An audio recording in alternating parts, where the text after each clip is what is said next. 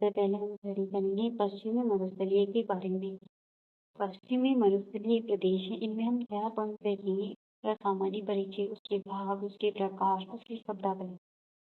तो सबसे पहले हम सामान्य परिचय के बारे में बात करते हैं, जो हर बुक में आपको मिल जाएगी ये कि इसमें औसत वर्षा जो होती है इस एरिया में 20 से 50 सेंटीमीटर की होती है और इसमें बाजरा, मोट, ग्वार ये सब इसकी प्रमुख फसलें हैं और ये 3/5 भाग के पूरे राजस्थान के 3/5 भाग पे ये मरुस्थलीय प्रदेश फैला हुआ है, मतलब कि 62% है।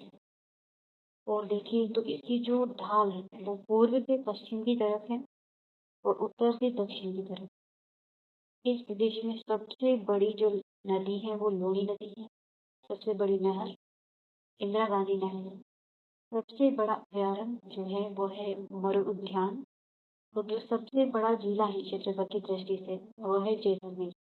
सबसे छोटा सबसे बड़ा जिला जनसंख्या की दृष्टि से जोधपुर है। इस प्रदेश की सबसे बड़ी बांध जो है वो पाली है। इस प्रदेश का सबसे बड़ा शहर जोधपुर है। इसमें नवीनतम मरुस्थल है। ये इसे युवा मरुस्थल भी कहते हैं। थार के मरुस्थल में विश्व के सभी मरुस्थल की तुलना में अधिक जनसंख्या भी मिलती है, जन्नत घनत्व भी मिलता है, पशु घनत्व भी मिलता है, वर्षा खनिज आदि सब इसमें मिलते हैं, इसलिए ये सर्वाधिक धनी मरुस्थल कहलाता है। ये सब इसके सामान्य परिचय में आते हैं। अब हम इसके दूसरे पार्ट की तरफ जाते हैं, जो है शब्दावली। शब्दावली में हम देखते हैं कि ये कुछ टॉपिक हैं, जिसमें है पलाया, वन, तल्लू, महरो, पालसन, रोही, थली, मगरा। पलाया क्या होती है? पलाया जो होती है वो रेतीले भागों में वर्षा काल में बनने वाली अस्थायी झीलें होती हैं।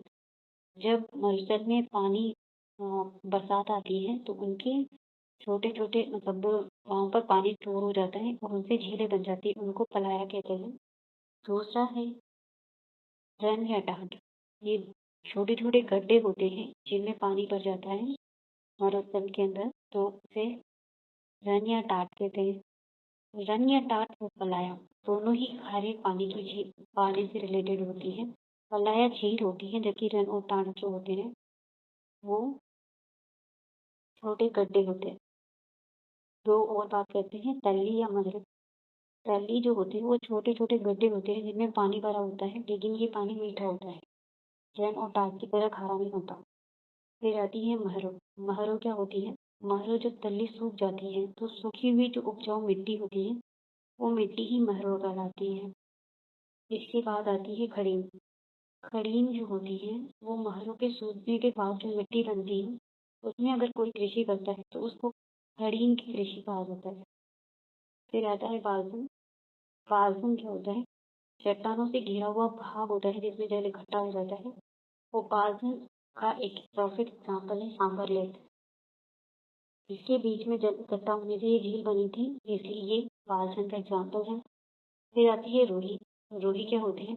जब मरुस्थल और अरावली दोनों एक दूसरे को संक्रमण सीमा बनाती है और वहाँ पर एक हरियाली नुमा पट्टी का निर्माण होता है, उसी को हम रोहू कहते हैं। और थली। थली क्या होती है? थली जो लूनी बेसिन का जो उत्तरी भाग होता है उसमें जो उत्तर पूर्व में ऊंचे भाग होते हैं वही क्या कहलाती है? थली कहलाती है। मगरा। मगरा क्या होता है? मगरा जो अरावली से अलग जितनी भी अवशिष्ट पहाड़ियाँ होती हैं वो मगरा कहलाती हैं। सीवड़ा ये एक तरह का जहरीला सांप होता है जो सोते हुए व्यक्ति को सांप के साथ जहर देकर मारता है। ये डंग नहीं मारता, सोते हुए व्यक्ति को सांप के द्वारा जहर देकर मारता है। सर्वाधिक पीवड़ा सांप जैसलमेर में पाए जाते हैं और राष्ट्रीय मृग उद्यान में सर्वाधिक पीवड़ा सांप मिलते हैं।